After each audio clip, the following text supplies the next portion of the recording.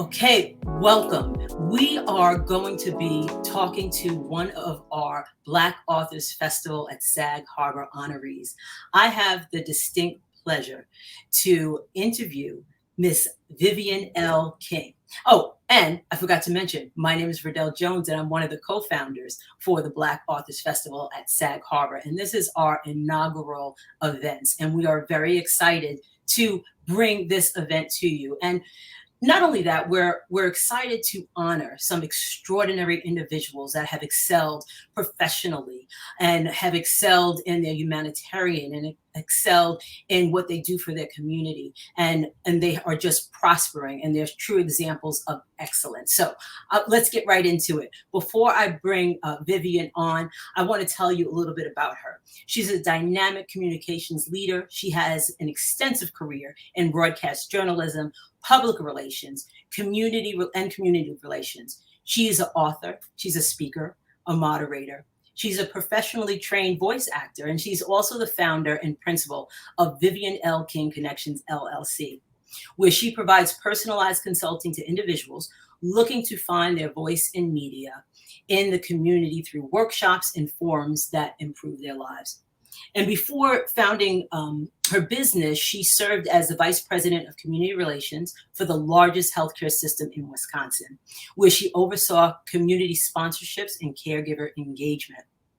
So she's very involved and tapped into her community. She also was the director of public affairs and consumer media relations for the largest retail in Wisconsin, where she was the chief spokesperson for that company. Her background in journalism is vast, and during her career, she has worked in Louisiana, Texas, and in Michigan, before moving to Milwaukee, where she spent 10 years at WTMJ-TV, which is an affiliate of NBC. She's a native of St. Louis, and she received her journalism degree from the University of Missouri, Columbia. So we are so excited to welcome Vivian L. King.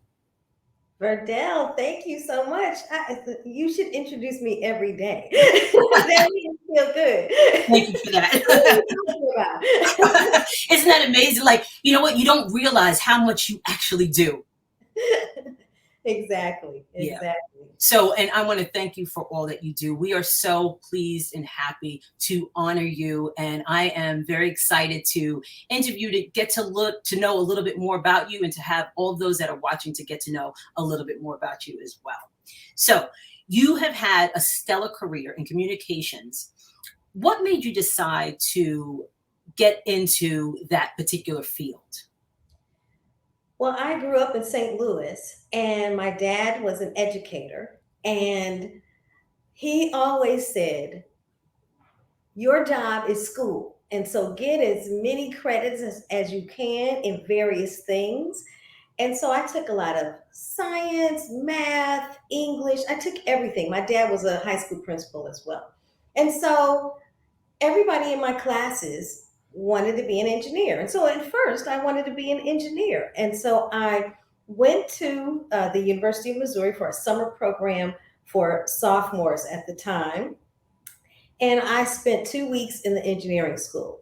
Came back, I was going to be a civil engineer and build bridges. Well, there was another opportunity to go to the University of Missouri, and I went. It was a summer program as well. And they were talking about journalism. And I said, I've already seen the engineering school. I like to write stories and tell stories. Let me go to the journalism school. I went to the journalism school, and I was hooked. And that is when I threw everything into how do I become a journalist? And that's how my communications career started. I ended up graduating, going to the University of Missouri, and I was sold on telling stories and being a journalist. I love that you shared, because I'm an educator also, and I love that you shared that it was an experience that you had in the summer that kind of made something click. That is so important. One of the things that I like to tell parents is to make sure you get your child involved in different things, because then they'll find out what they like. So I love that you told that story. It was a summer program. Everybody wanted engineering. It's the same thing now. Everybody wants to go into STEM. but you Yes. had that right, but you had that love of writing and investigating, and so I thank you for that. I really do appreciate that story. So being in journalism and being in communications in that field, what are some of the obstacles that you face? What were some of the challenges? I could imagine that when you started, there were probably there are challenges now with Mhm. women of color in that particular area. What kind of obstacles did you face, and how did you navigate that?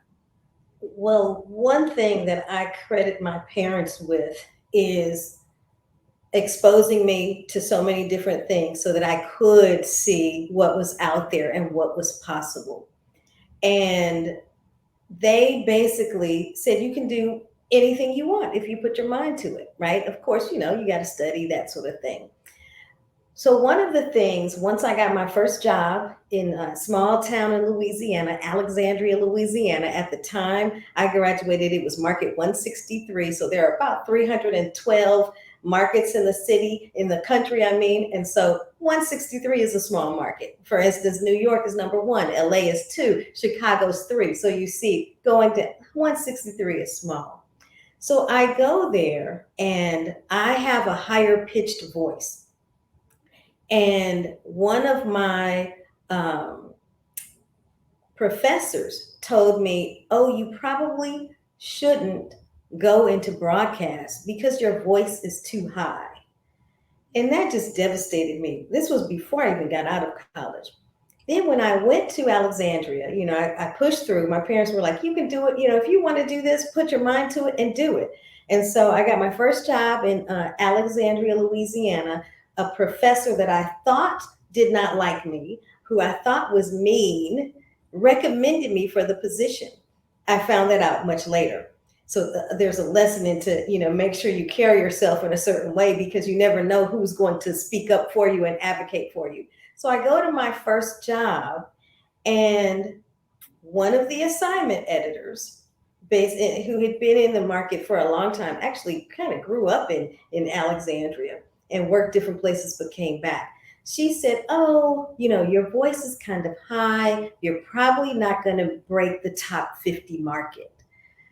And so when you're in journalism, you're trying to move up. 163, I want to go to Chicago, right? I want to go to DC, which are St. Louis even was market 18 at the time.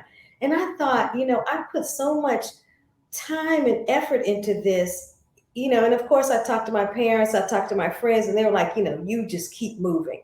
And it's just those kinds of bumps in the road along the way that have the capacity to threaten where you're going and to threaten your livelihood and to threaten your mindset. And so it's so important to have people around you that you can, cry on their shoulder sometime, but they will encourage you, because those are just a couple of things that happened along the way. There were other things that happened, but by then I had kind of exercised that muscle, and I'm Right. like, okay, we're moving through. Right. It's about I that want you to keep perseverance. going. Right. It's about that perseverance, and also having that people around you to keep you encouraged. I think Absolutely. sometimes as Black women in particular, we want to do things on our own and not reach out to those who can support us. So reaching out to people who can support you and sharing with them what you're feeling and what you're going through is so important in achieving. You can't do it alone. So it's so important in achieving your And goal. that's the thing. Mhm. Sometimes we don't want to tell people our business. Right. We grew up in a family, like, this is family business. But Mhm. sometimes family business is killing us because we're not knowing that somebody else has gone through that, that, somebody else can help us through. And so it's, I'm not saying tell your business to everybody, but find people that you can trust, Mm. and take a leap of faith that this person might be somebody that will understand. Absolutely. I agree with you 100%. Share, find that tight knit circle that you can really, share your feelings with, and they can help you navigate difficult situations for sure. So I want to get into your book. You wrote a book Mhm. called When the Word Suddenly Stopped, Finding My Voice Again After a Massive Stroke. And this is based on your life experience. Mhm. The first thing that jumped out to me is you're a communicator. You're in communications. So how did you handle not having a voice? Well, as I tell people, God kind of does a slow reveal with me. Mm-hmm. And so a lot of times, he has to knock me over the head, right? For me to say, "Oh, that's what's going on." But anyway, I just found myself in the hospital, and people around me were helping me, and I didn't even realize that I was, first of all, in the hospital for a stroke. I didn't realize and recognize that I was a former broadcaster, that I talked for a living. I just knew that I was getting better and that people were helping me. And so it wasn't until discharge day that I found out about, everything that had happened beforehand, which made me decide, okay, I need to write this book. So God, I think he sheltered me, because if I had been in that hospital thinking, oh, I cannot talk, what am I going to do? It would have been like a series of self-pity, right? Self-pity moments. And so that would not have helped me heal. And so I'm glad he shielded me from, what was happening, so that my brain could heal and then I could move forward. So really he shielded me from knowing and believing and remembering that, I used to use my voice for a living, and now I cannot use it, because I was in neurological ICU for 10 Mm-hmm. days and in the hospital for a total of 32 days. And the blood clot bled out over the part of my brain that manages your speech. So I literally could not talk for 3.5 weeks. But like I said, I was there, people were Wow. helping me, and I just thought, I was cognizant, but I just thought, okay, I'm just here. Wow. I'm here for a reason, but I just thank God that he did not reveal Right. the full story. Right away. He shielded you from that. Yeah. I know faith is so important to you. Mhm. And how did your faith help you through this situation? Because now you're realizing, okay, this has happened to me. I am a communicator. What do I do next? How did your faith come into play Well, when first you of all, realized? my my sorority sisters, my mom, they were taking care of me. My pastor and first lady came to the hospital to pray for me, and this was really before I even knew what was going on. And after, the slow reveal into, oh, I had a stroke, oh, what's going on, the good thing was I was talking by then, so that I couldn't really freak out about the fact that I wasn't talking, because now I was talking. But when I think about just the people who were around me, my pastor, my first lady, my sorority sisters of Delta Sigma Theta, there was a core group that came together and made sure that my mom was taken care of when she came. They didn't even want her to drive. They picked her up, brought her to the hospital. Somebody else picked her up, took her back home. They had a spreadsheet, and they were all praying for me. Every time they would say, we're continuing to pray, we're continuing to pray. And I just really think that you cannot go through, I should just say, I don't know how people can go through this life without faith. They're in a rough spot, because God says to count it all joy, the trials and the tribulations, but also the successes, the victories. Even if I'm sad, I really still have joy, because I know that God is with me. I know that I can look back and see what he's brought me through in the past, and especially with my stroke. That is, huge. It will be 10 years, October 25th in 2023, that since I've had my stroke. And so a whole decade has passed, and I could not I could barely walk. I couldn't talk. They had to wheel me around in a wheelchair. Mm, If I had not gotten up that morning and gone to this Girl Scouts breakfast where I collapsed in front of hundreds of people, I might have been, well, first of all, I might have been gone. right. But even if I did not go, I would have been severely Mm, handicapped because with a stroke, time is brain. time as well. So just all of a sudden, it kind of came out of nowhere. Yes, it came out of nowhere. I woke up one morning, October 25th, 2013. I felt fine, but I knew I had to go to this Girl Scouts breakfast, and I really didn't feel like going because it had been a busy, busy week. But I Right. said, nope, my friend asked me weeks ago, I have to get up and go. So I just got up, took a shower, rushed out the house, grabbed my makeup. I said I'm going to do my makeup in the car on the way, not while I'm driving, but at stoplights if I get stopped. But I didn't even have a chance to do that. And if that happens, I'll do it when I get to my final destination. Right. This particular day, I got to my final destination and I completely forgot to put my makeup on. And I got out of the car, walked into the hotel, walked into the ballroom. Hmm. People were saying hi to me. I thought I was saying hi back like I normally would, but I wasn't. In hindsight, well, later I found that out. I got to the table and they were saying, "Oh, are you okay?" And I said, "Yes, I'm okay." And they said, "Well, maybe you need something to eat." They went to grab me something to eat. I took one bite of sausage, and that's the last thing I clearly remember for 10 days. That's when I collapsed from a seizure. I was rushed to the hospital, the closest one. I was there for about an hour, and they were like, "Oh, we need to rush her to our hospital that specializes in stroke Hmm. care."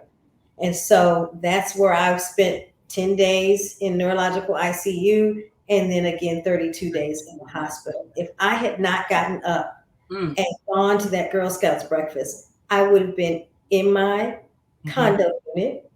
It was a Friday morning. My friends know that I will go out of town at the drop of a hat. People would not have really thought about me until I didn't show up for work on Monday. And Wow. so that is why I just thank God for Mm, making me get up and go, because I either would have been dead or I would have been severely handicapped because with a stroke, time is brain. And that would have been 3 full days where nobody would know what was happening with me. wow. So I Wow. just thank God Amen. just for that alone. Right. Amen. Amen. So I know you mentioned that you did get exceptional care when you were in, in the hospital. Yeah. But we know because there's conversation all over the place about the disparity, and it was made apparent during COVID Hmm. that that African Americans do not get the quality of health care, and the doctors might not listen to them. The medical care professionals don't listen to them when we say we have an issue. How would you, or what would you tell someone to do to navigate the medical care system? I would tell them, number one, don't go in there by yourself. Always take someone. We are conditioned to, in our families, to not tell the family business or not tell your health problems. But our being quiet is killing us. And so you need to take somebody with you because, case in point, after I had my stroke, Um, I worked 5 more years and then I left the company. I was given an opportunity to either stay or to go. And God had given me a vision that said, nope, you need some time and means to write your book. I asked him for that and I got that. And so at this time, I left my job. My friend, who one of the people who helped me during my crisis, was diagnosed with breast cancer, and her mom at the time was in the beginning signs of Alzheimer's, and she said, "I need somebody to go with me to with my chemo, with some of my appointments." And so I was like, "Well, I'm available," so I would go. When you are told that you are diagnosed with cancer or something else, your mind is going a million different directions. And so, you're not listening. You're not comprehending. You're worried about your life. And so that's why with me there or with someone, you can write down the information, you can ask questions, you can be that extra person, that extra help to somebody else. And so don't go in there by yourself.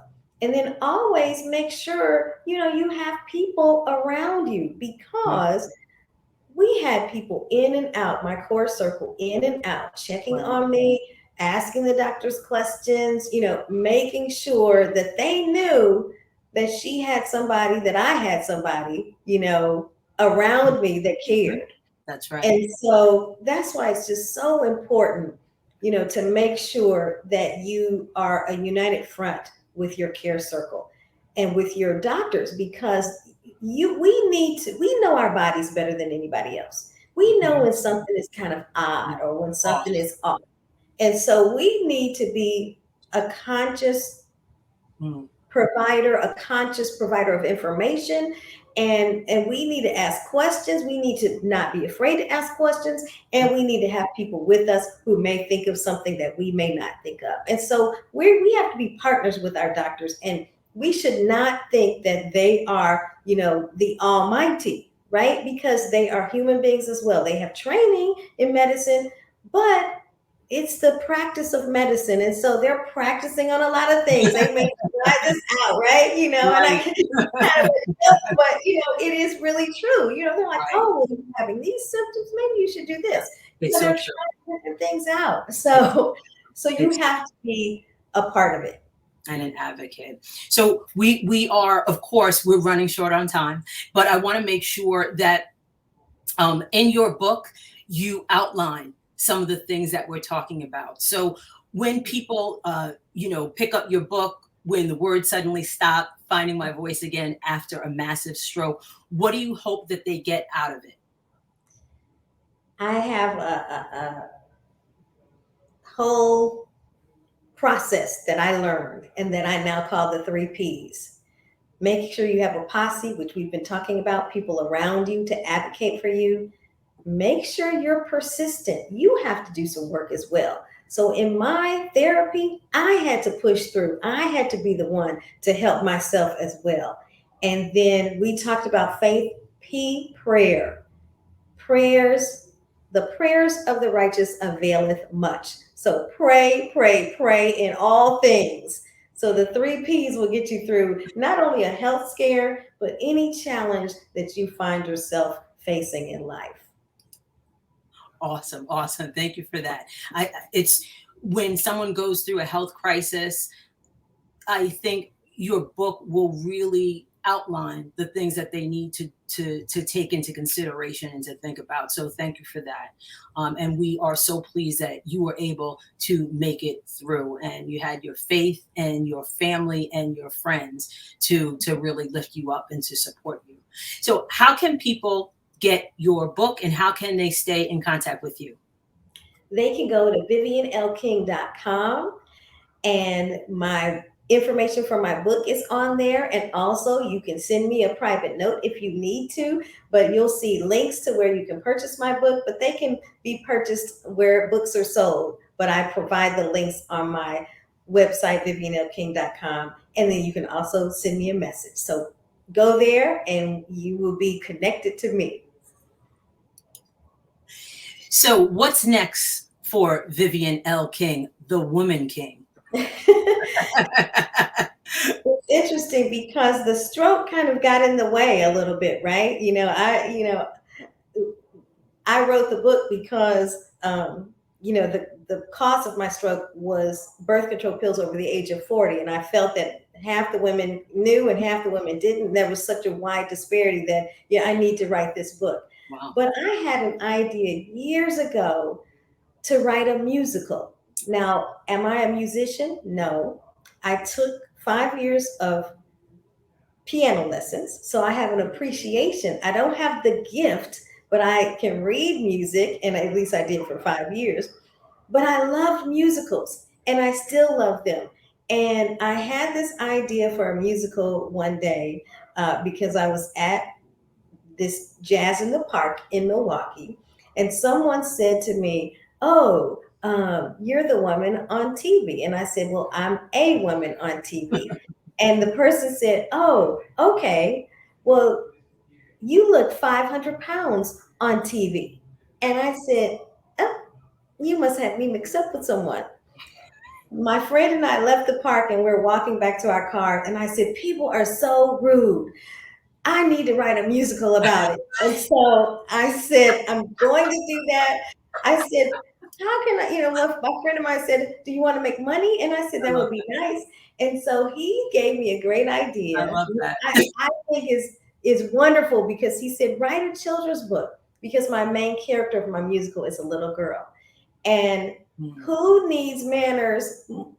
We need to grow up learning manners, at an because early. now you have like adults who are behaving badly, right? Out of the mouths of babes, right? And so we just need to have kids who go back to the basics of how to treat someone the way you want to be treated. Right. And so that's what my children's books will be about, which I've already written one. I'm Oh, in the process of publishing. And awesome. then once I get these books done, I'm going to pull it all together for a musical. So Oh, I love that. children's series on manners and a musical to follow. I absolutely love that because our children do need that. And like you said, maybe those children's books could be given to adults as well. The adults can read them and say, "Oh, maybe I Right, should be saying thank you," right. or They'll learn a little something, right? exactly.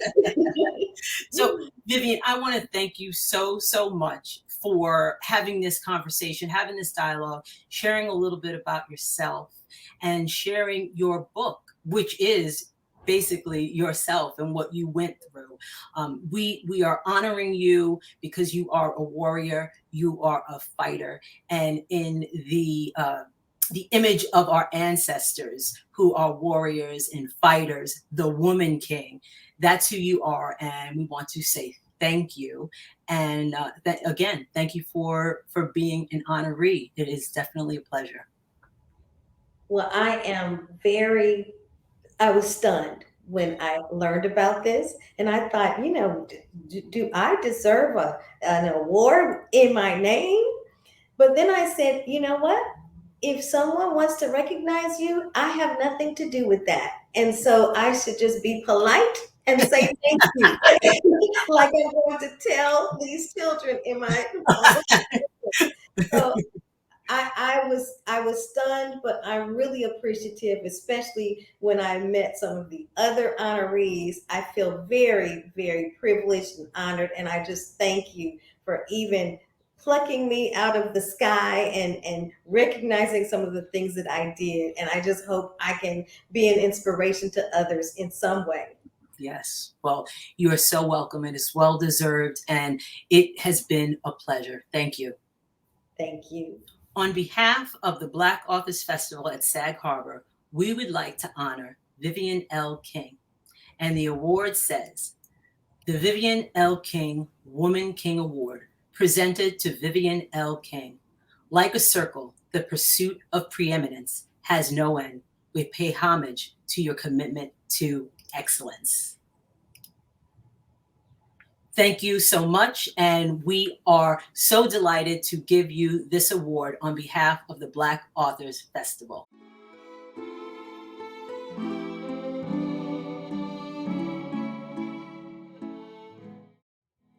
First of all, those words were just beautiful, and the award is just beautiful. And in the beginning, I thought, really, they want to give an award in my name and in my honor? But as I have shared with you, I want to write a book about manners for kids and a series. And so I should let you honor me and do the polite thing and say thank you. And so I am super, super excited about this award. I'm super excited for the other women that I know are getting awards in their name as well. And just thank you for recognizing the things that I do. It's really very I'm very humbled by it, and I appreciate you. Thank you so much.